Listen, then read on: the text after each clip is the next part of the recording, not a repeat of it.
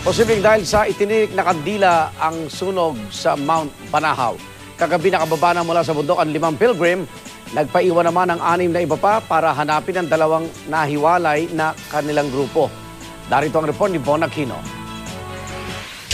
Madilim na makababa mula sa Mount Banahaw ang 5 sa 13 namamanata na na-stranded dahil sa forest fire. Sila ay mga miyembro ng grupong Hiwaga ng Bundok Banahaw Incorporated na linggo pa umakyat ng bundok para mamanata. Nang makababa bandang alas 7:30 kagabi, dumiretso ang grupo sa istasyon ng pulis sa Dolores, Quezon para sumailalim sa pagtatanong. Nagpaiwan naman sa bundok ang 6 na iba pa nilang kasamahan para hanapin ang 2 nahiwalay sa kanilang grupo.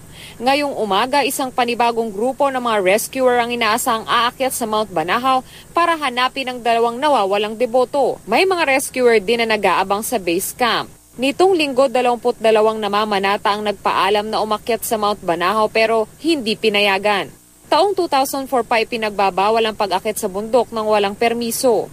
Pero hindi raw sumunod ang 13 kaya iimbestigahan sila ng Department of Environment and Natural Resources o DENR. Lalo't sa inisyal na investigasyon, posibleng nagsimula ang apoy sa mga kandilang itinirik ng mga namanata. Bandang alas 5:30 kahapon, usok na lang at wala ng apoy na makikita sa tuktok ng Banahaw.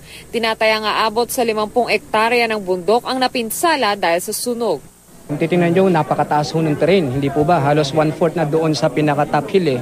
Talaga pong mahihirapan po tayo talaga. Ito'y gagawin natin ng mano-mano. In history, sa amin po sa statistika, talaga pong wala namang sunog na gaganap sa Mount Banahaw.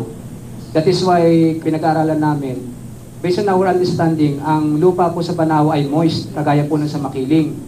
Kaya ang tendency talaga dyan ay hindi pa pwedeng attributed ito sa radiation transfer of heat coming from the sun. Unang-una nangyari yan ay gabi.